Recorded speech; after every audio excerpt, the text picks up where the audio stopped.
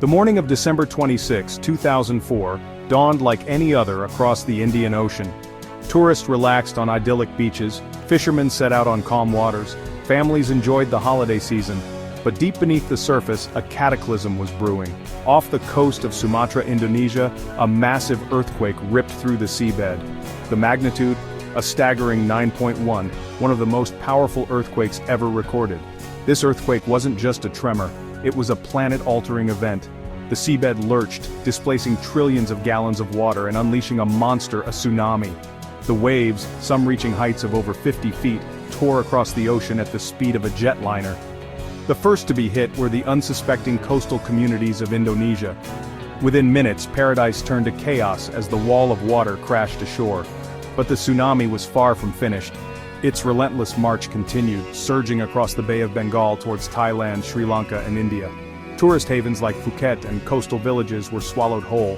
Thousands of miles away, the waves reached Africa, leaving a trail of destruction from Somalia to South Africa. The 2004 Indian Ocean tsunami wasn't just a natural disaster, it was a global tragedy. The aftermath of the tsunami was a scene of unimaginable devastation. The death toll climbed to a heart-wrenching 230,000 people. Entire villages were reduced to rubble. Families were ripped apart, leaving behind countless stories of loss and grief. The air was thick with the stench of death and the sound of weeping. Nongduangjai Sritrakarn, a Thai woman, remembers fleeing her home with her family on motorbikes as the waves chased them inland.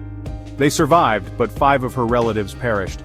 Today she still bears the emotional scars, haunted by the memory of the roaring ocean. In the shattered landscape, however, stories of resilience and hope began to emerge. Deepak Jain, also in Thailand, narrowly avoided the tsunami's impact.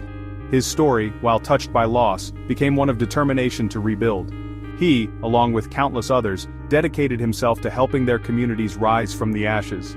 Across the affected region, survivors shared tales of miraculous escapes and acts of incredible courage. The world watched in horror as the scale of the disaster unfolded. The response was immediate and overwhelming. Governments, aid organizations, and individuals from every corner of the globe poured resources and support into the affected countries. The outpouring of compassion transcended borders and cultures. The United Nations spearheaded a massive relief effort, coordinating aid distribution and providing medical assistance. Countries like the United States, Japan, and Australia sent ships, planes, and personnel to help with search and rescue operations. Doctors and nurses worked tirelessly to treat the injured, while volunteers provided food, water, and shelter to the displaced. The tragedy also highlighted the critical need for an effective early warning system in the Indian Ocean. In response, the international community came together to establish the Indian Ocean Tsunami Warning and Mitigation System, or IOTWNS.